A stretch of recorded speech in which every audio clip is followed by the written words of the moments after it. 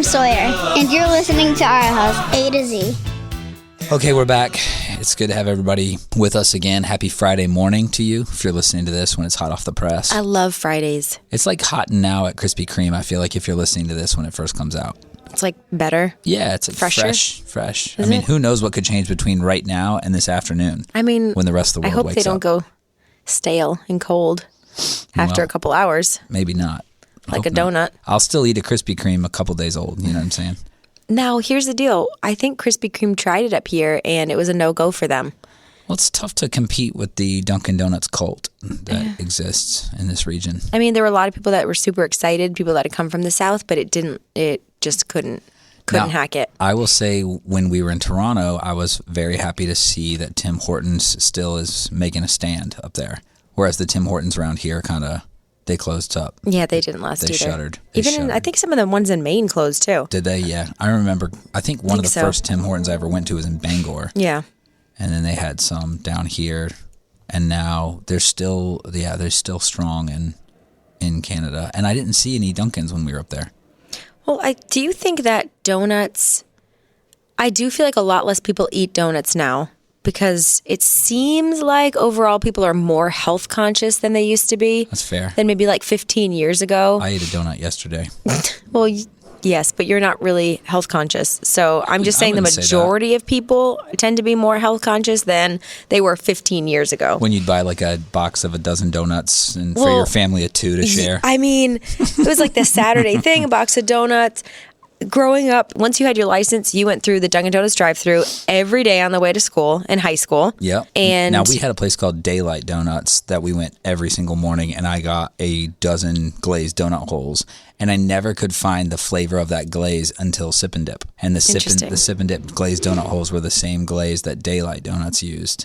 Interesting. I'm going to pretend you didn't interrupt me, but you used to go through the drive-thru at Dunkin' Donuts, and every morning. You can't do this anywhere else, but you would get to the window and you'd say, "I'd like a French vanilla extra extra." Now, you can't say that anywhere else. That is Dunkin' Donuts language only. You could say it, but people would look at you weird. Extra extra. What does extra extra mean? Extra cream, extra sugar. Extra cream and extra sugar. Well, in that French vanilla, large iced coffee. Large iced coffee, French vanilla, extra extra. You got a large iced? Yeah. Okay. That makes me feel good. Why? I have no idea, because there was literally zero conscious of any health implications. Yeah. I mean, it's disgusting. I mean, it was like an inch of sugar at the bottom of it. Oh yeah, because it's not like classic syrup or anything. It's just they just take a measuring cup of sugar and dump it in your thing. It was disgusting. I think it's amazing. I remember, I think I've probably said it on here before, but when I went to black coffee, because I never got extra extra. My stepdad still gets it when he comes out. Yes, he does. I never get it, but I always just got regular, like a large ice regular, which is the regular amount of cream and sugar in a 32-ounce coffee. Also, you can only say that at Dunkin' Donuts. It's true. But what was so funny is I listened on the radio somewhere in my like late 20s. I remember even here where I was, I think, when I heard it, that a medium coffee 5 days a week with the regular amount of cream and sugar equals 11 pounds a year. And I was like, that's a really odd formula.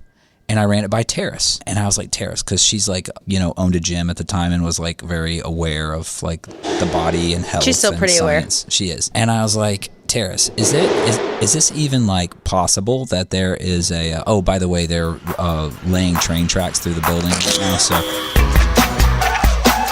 there may be a little bit more noise than normal. I don't even know how it's possible. I feel like we moved to like the Ghostbusters subway station for our studio. But I was like, is that even possible? Like, how would you come to the conclusion of 11 pounds a year based on, and she was like, oh no, she was like, you can, because a packet of sugar has like a caloric intake and calories. Yeah, I get that, but here's the come to pounds and the deal. You stopped drinking that when you were 30. Yep. My 30th birthday was You my have not first. lost 11 pounds. You didn't just like lose 11 pounds. No, but I haven't gained 11 pounds either.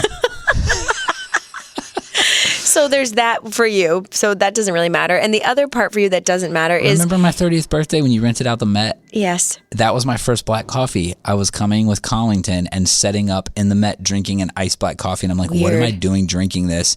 The first couple Like, sips. this is disgusting. I tasted don't like want to be poison. 30. But then by the time I was done with it, I was like, okay, that's it. I love it. I'm hooked. Oh my Just gosh. took 32 ounces. That's it. That was so fun. But here's the deal. Like, it's the same amount of sugar in like Sweet D and Pepsi. It's the same. Yeah, so that would be And 22, I know, but I'm 33 just saying, pounds if you I'm just drinking all of still those. like never stopped drinking those. So why was it just coffee that you all of a sudden had a conscience about? Because at the time, I was drinking at least one 32-ounce iced regular every single day. Like, at least one. Right. Remember, when I was at South Attleboro, I would often drink 2. Right. Because that's what it took, you know?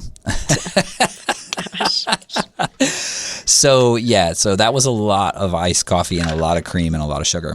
But anyway, It's a lot of cream and a lot of sugar. here we are today. And speaking of Dunkin' Donuts again, here's another thing that I used to do that is also bad for you. Culottes. When it feels like a bazillion degrees, Coffee culottes at Dunkin' Donuts. That is like a summer staple. I just take a sip of my coffee culotta from Dunkin' Donuts. Summer treat. Yeah. Summer treat. But no, you can't. There's too fattening. There's so many calories in them. It's like you just can't anymore. Even as like a meal replacement? No, it's like all terrible calories. I don't know. I don't know if I agree with that. But anyway, I, for one, am glad that you're no longer on those habits. I feel like it's better for you. I feel like you probably feel better. I mean, I would say the 11 pounds would affect me way faster than it would affect you. That would definitely happen. Interesting. Yeah, okay. Well, Like me, if I was drinking that, whatever you drank every day, I would definitely be the one to but you work be on out, the commercial where it says like, this doesn't always happen for everybody, but 11 pounds, yes, that would definitely happen But for you me. work out a lot. I know. And You work out a lot, yep. like every single day. You're on that Peloton, riding to heaven. Riding to heaven? You're on the highway to heaven. You and Michael Landon. Why do you say the that? Peloton. Why does it come to your mind riding to heaven? I don't know, because you're like in it to win it. You're on that thing, and I'm laying on the gosh. couch, like watching a show, like shoving food in my mouth, and you're like on the Peloton, like working up a sweat. It's Just awesome. imagine what it would be like if I didn't exercise. That's all I have to say. I don't know what it would be like because I feel like you're really good at it. So anyway, we want everybody to be healthy. I think it's fine to have a few culottes over the summer. A couple, I think, is fine. A couple a week or something? No. No? Okay. How often are we going to the ice cream barn? 525,000. Not as often as the Pivus. Heather just informed us that they were recognized at the ice cream barn as frequent flyers. So I think that's pretty impressive. It I makes just you wanna want to give a like shout out. start putting a disguise on when you go in. That's for sure. I want to give a shout out to them. So you could probably have it Grubhubbed or something. Oh my gosh. Be nice to the ice cream barn people. I feel like the They're students awesome. in there are always like so nice. They're awesome. I mean, They're- you'd be nice too if you worked at the ice cream barn.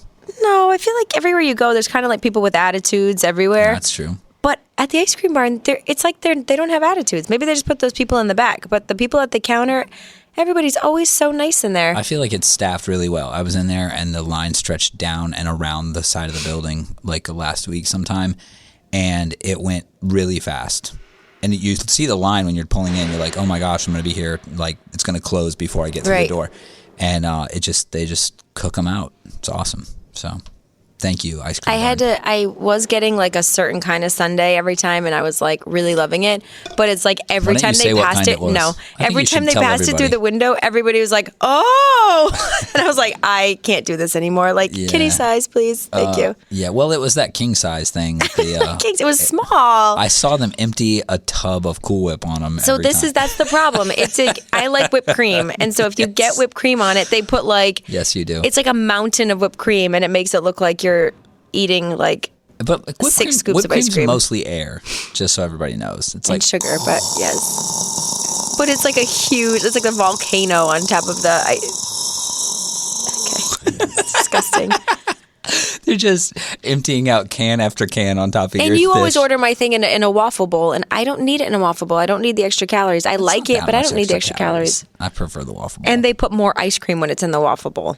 They do? I feel like it. Okay. They should with what you pay for the waffle bowl. Right. But anyway, Anyway, ice cream barn. Ice Check cream it out. barn. Go It's get a it. fun summer thing. It's a great What summer else do you thing. look forward to over the summer? I feel like usually you have a big project going on. I do. And is it weird that you don't right now? I will have one. What's it going to be? I don't know. Do you need one? I'd probably need 2.5.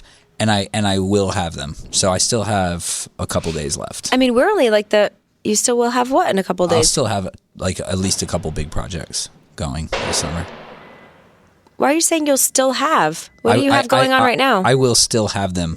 Like you're saying you don't have them, and I've said, oh no, I'll still have. Oh, but what's the couple days thing? You said I have a couple days. Before the summer, like before our version of the summer, like when the kids get out of school. Oh, so you're going to have a project after school gets out. Yeah, like a summer project. Oh, okay. So I feel like I should help you come up with that. I think you should too. I'm nervous. All my best projects are yours. I'm just nervous of what else it could possibly be if I'm not assigning it. Oh yeah, it's going to be terrible. So anyway, summer's great. What about you? I do feel bad for you in the summer though because the poison ivy thing. It's like you can't get away from it for some reason. Based on where it is on my body right now, you can't get away from it. So that's weird. I have to get a physical for my. I have to get a physical for my CDL. And so I'm a little embarrassed because you always have poison ivy. Well, I have it in like weird places, and I feel like getting a physical, it's going to look like an STD. I would just like to say this: for some reason, you and all boys who get poison ivy get it in the same places. Babe, how many boys do you know, and how many boys' places have you checked out for poison ivy? I'm just saying, Finland always, when he gets poison ivy, always between his legs. Interesting. And on his arms. Same thing with you. It's literally the exact same. And I'm like, just keep your hands out of your pants. And I can think of two other people whose names I'm not going to say on here. Oh, really? Because they're not my they're baby family, but they're not my immediate family. Oh, jeez. Oh, my gosh. gosh. The same thing. Every time they get poison ivy. Somebody sign us up for some marriage counseling, please. You don't need marriage counseling. You just got to wash your hands. Wash your hands. Listen, I don't know how that happens, but I do. Someone once told me that if you get poison ivy bad, if you get it anywhere, it comes back every place on your body you've had it. It's like your skin organ that goes into like survival mode, and it starts to break out even where you used to have it in other places. I've heard that. Our neighbor told us that. You're fake news. I might. But only for people who get it. I might, like, as Finn would say, call cap on that. Call cap. Call cap. I'm calling it cap. I'm calling cap on that. Yeah. What that means is he does not know what that means. So nobody tell him, please. Thank you. So anyway, poison ivy's fine, but all the big projects we're running out of room on our property. That's the thing. I can't build anything else huge. So I need to refinish some things. I'm gonna. Oh, there you go. Got to refinish the teak patio set. Okay, I like that. That's that was a great like project. second or third hand that we got, and for free. Yeah, and I think this late summer when it gets dry, I'm gonna try to do the deck. So, because I'm like really mad about the deck stain. Right. It didn't take. Let's not bring that onto. We don't need to bring that into these people. They don't need to hear about that. I'm just saying. Your deck frustration. It's real life. It's first world problems. Oh my gosh, it definitely is. Didn't take the way I wanted it to. So we have big thing. We have a King's Gala. No, that will be over. I know it'll be over, but we have it coming up. But it'll be last night if you're listening on Friday. Yeah. So I'm excited about that. End of school. Parents are excited about the end of school. I feel like they set up the end of school to like torture you just enough so you're like, I can't wait for summer. I can't wait to get my kids home and it's going to be awesome. And then like 2 weeks in, you're like, wait a minute. Oh, I got tricked. Wait a minute. They did it on purpose. I'm calling Cat. They did it on purpose, and now the countdown to like going back to school starts. Right.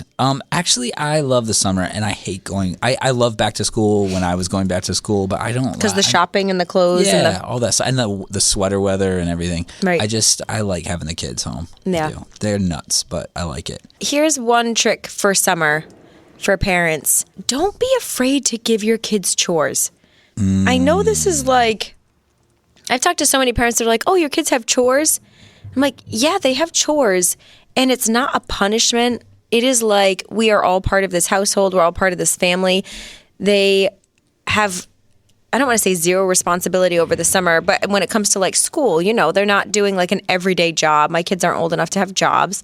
So home responsibility, I make charts at the beginning of the summer, every summer. That is every single day except Sundays, every single day with a handful of things that they are responsible for. It could be, based on however old they are, whether it's emptying the dishwasher, bringing laundry down, doing a load of laundry, collecting eggs, Cloroxing doorknobs and remote controls, like all the things that you do. as a parent and things that need to be done in the house, especially when you have more people living in the house throughout the summer. You know, everybody's like using the house a lot more because people aren't just gone for the full day. Right. Just do that. And so every day it's like if my kids want to do something like, hey, we want to go to the beach or let's go to the pool or whatever it is, it's okay, make sure everybody jump on their chores. We don't even have to say it anymore. It's like they know when they wake up. You have some kids that their personality is to get right to it. The second they wake up, I'm not even going to have breakfast till all my things are done. Yep. Some it takes a little bit more, but help yourself out with that. Don't feel like you have to carry the weight of every single thing, plus your kids.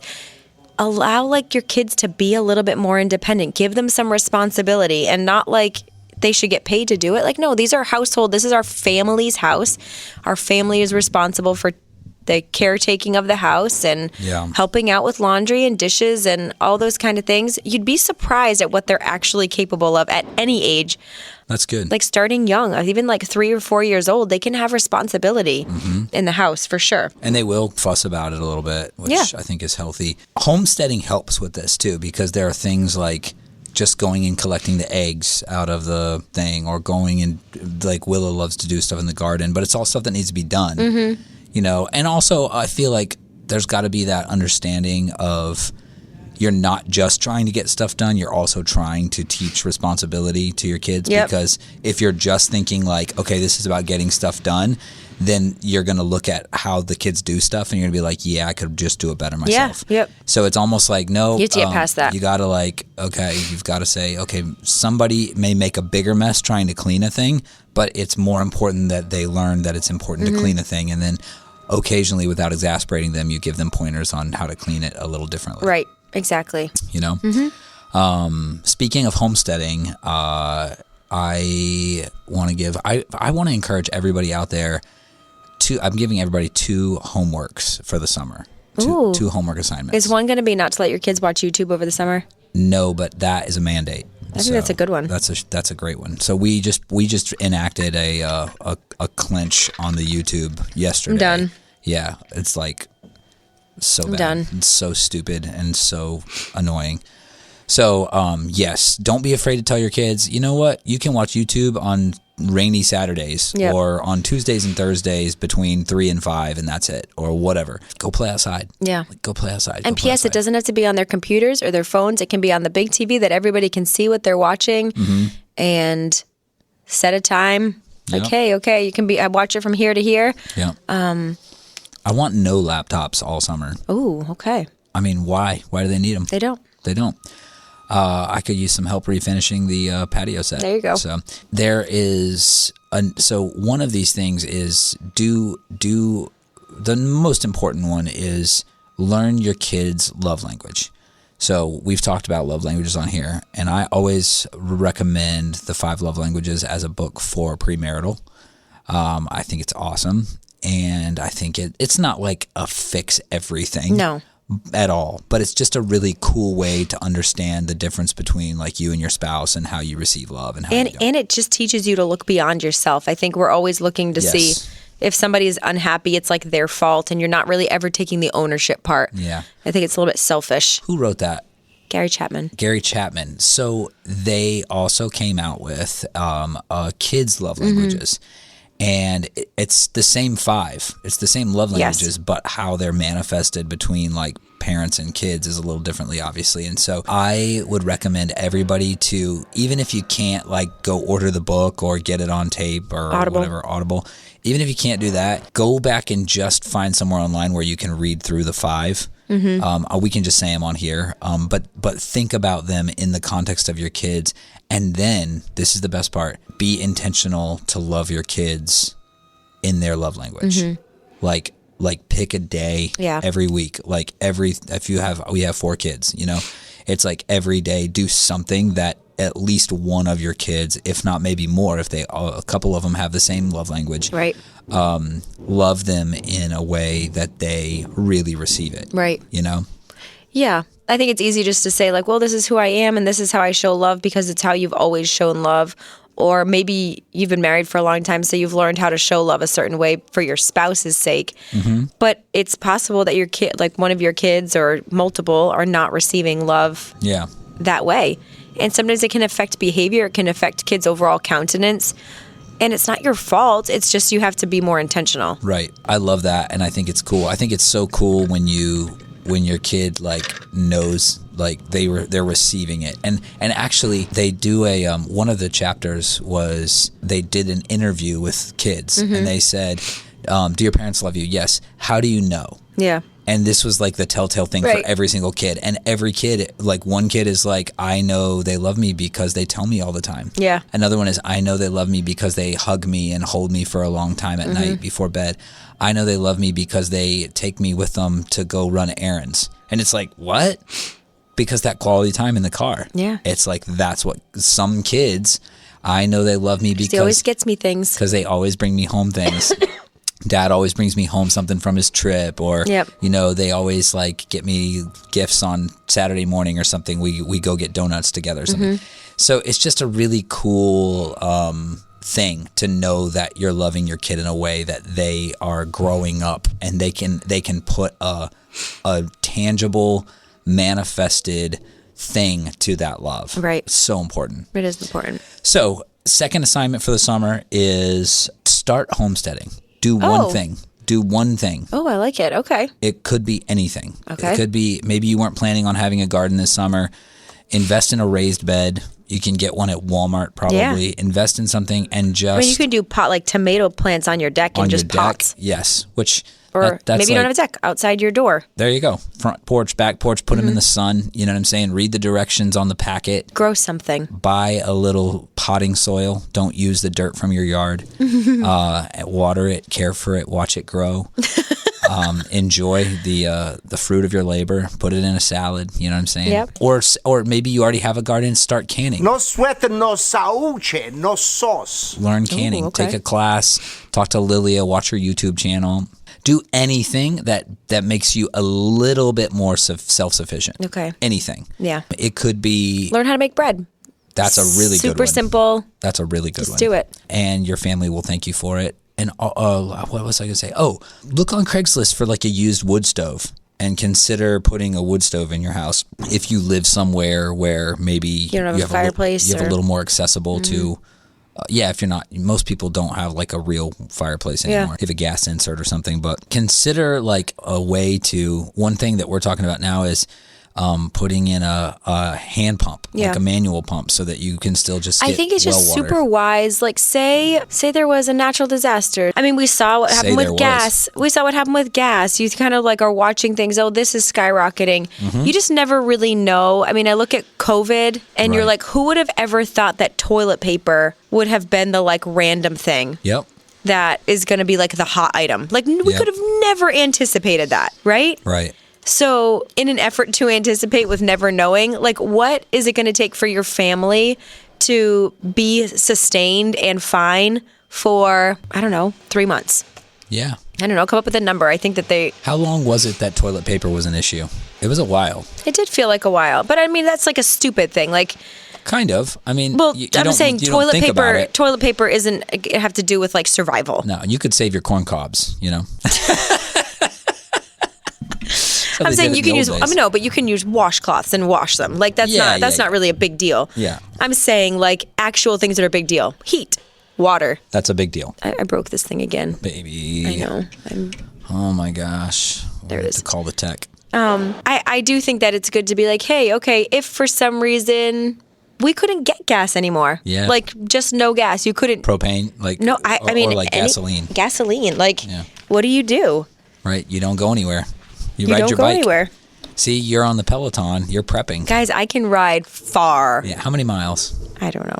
How about this? The day we opened up our farm stand, the kids wanted to do a lemonade thing out there. So they're out there working the stand. We're trying to sell eggs right at the stand right now. That's all we have for sale. But they're out there and they're like, well, there's like, this is prime opportunity to go sell lemonade. So they're out there wanting to sell. Actually, I think it was like raspberry iced tea or something that they had at the time. And here comes this guy riding by on like an Olympic bike. But he's like a short, stout man. And when I say stout, I mean like chubby. Okay. And I'm like, this is funny because he's all in like biker gear. And he's like retirement age. I'm like, oh, what's this guy's doing out here? And I can overhear him, and he has like a German accent, like very German, like the diet starts now. Oh my like that. gosh. Well, I go walk over and meet him, and he didn't want eggs and he didn't want lemonade. He was asking for ice water. Right. And he rode his bike from Foxborough, Massachusetts, all the way down to the bike trail in Barrington or Warren, wherever, and Bristol, and then all the way back. It's like over 60 miles on back roads. Oh my gosh, it's crazy. In a day. And he's like, this is my retirement project. and I'm like, this is incredible. You're like bicycle. He's like, I've got to get rid of the COVID pounds. Zachary, there's no way he sounded like that. You can ask the kids. And he's talking, he's like patting his belly and saying the COVID weight, and it's really, and me and the kids are like, this is awesome. This guy like rode past our house. So they're like filling up his bottles with ice water, and he gave the kids a nice tip. It was funny. But I was thinking, like, there may be a time when we have to like bike, like really bike, you know? Okay. So you ready? I'm ready. Get a solar panel, you know, buy a sheep. A sheep. A sheep. You could knit sweaters or something. I don't know. Get creative. Speaking of livestock, Holly and Roger are in the throes right now of whether or not to get into milk cows. So I think this is going to be awesome. For us. I can't wait. Yeah. We'll have to barter. I'll buy fresh milk off them. I'll trade honey for milk. You don't even drink milk. You don't even think people are supposed to drink milk. Yeah, because I think they're for baby cows, but whatever. I think people should drink like people milk until they're weaned. But anyway, regardless, you need milk to make macaroni and cheese. So, oh my gosh, you know, there are things there. But that's true. Yes. So do something, anything, ask questions, I mean, you buy went a from magazine things that seemed like really Supply. simple, and I thought was nice, like a simple, like, hey, get a raised bed and put just like a couple of vegetables that your family That's eats great. in it. You went from there to putting in a solar panel. I mean, that's... But you can do different things with that. Like, you just get started. You can go to Harbor Freight, and for like $20 or $30 or $60, you can buy like a small solar panel and just start to understand how this works. Like read up on amperage and I mean, there's nothing take? worse than when you lose electricity. Like, you don't realize how much you use electricity until you lose it. And you're like, dang it. Yeah. What am I going to do? You can buy an inexpensive secondhand generator or something, you know, for the storms that are coming in the fall, because every fall there's those windstorms, and if you live in Rehoboth or something like that. Now, if you're in like a more urban area, what are some ideas for urban living that where people still can become a little more self-sufficient? I mean, definitely gardening, I think is a great idea. Because even like really small, if you just have like a little balcony of an apartment building or something, you can put vegetables out there. Right. Yep. And also, I've read up on urban beekeeping, and there are ways to do that. You know, too. So a lot of cities too will have like plots, kind of like land plots that you can kind of go in and you get a section of a garden. This is kind of, I know people are like, why does it sound like you're doing like a prepper's thing instead of something biblical? And I've been convicted by this. I am not necessarily like the stereotypical prepper, but there's a passage in the Bible that I think is really important to understand. And I think it's in the book of Proverbs somewhere. I could be wrong about that too, but it's that a man should have 7 barns. And the idea is that it's not that uncommon for destruction or natural disaster or famine or something to happen. And the point of 7 barns is that if one barn is struck by lightning and burns down, or if one barn you lose to a swollen river and it washes away, or if one barn gets infested with rats, like the idea is have other means to provide for yourself. And maybe even beyond yourself. Right. And that's kind of like, there's some philosophical differences in a lot of people who do the prepping kind of stuff, is like, okay, is this to keep us alive and we're supposed to protect it just for our family? Or is this to really like, is this going to be how the gospel gets shared in the end times? Is because when the world's going to hell in a handbasket, like Christians are the ones who were wise enough to, during the 7 years of the fat of the land, store up for the 7 years of famine. And I love both ideas. I understand both. I think we need to provide for and protect our families. Right. But I also think that there are people who are storing up medical supplies for if there's a shortage, if there's war. and hospitals are overrun, or doctors' offices and urgent cares are no longer accessible, people have basements full of medical supplies to help out wounded people. And that becomes a means by which the gospel is spread. Mm-hmm. So I think that there is a very eternal aspect to this. But I just think having the 7 barns thing is like, all right, I want to be able to have a plan B if, and it's not because I don't trust the Lord, but I think the Lord trusts me. Right. I think the Lord's trusted me with a wife and 4 kids. The Lord's trusted me, with certain gifts and things, and I need to use those to make sure that I have options. I have barns. So you got barns. I got barns for days. I got options. So that's kind of like, have that mindset, like think of, even if you're just putting one beehive on a deck of a 2-family house in Fall River, and you're like, okay, let's just see what happens. Mm-hmm. The idea is like, you're realizing that there may be options for you or opportunities for you to have something. Yeah. Yeah, I mean, I think you just need to think of like what are the top things? It's like food, water, heat. Yep. Medical supplies is one of them. Medical supplies and shelter. I mean, like shelters.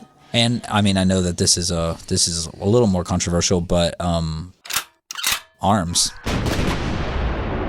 Oh, that's way more controversial. And that's it. We're going to call it for the day here. And that's it. But most importantly, just to close up, learn your kids this summer. Learn them. They're changed. They're not even the same kids that they were last summer.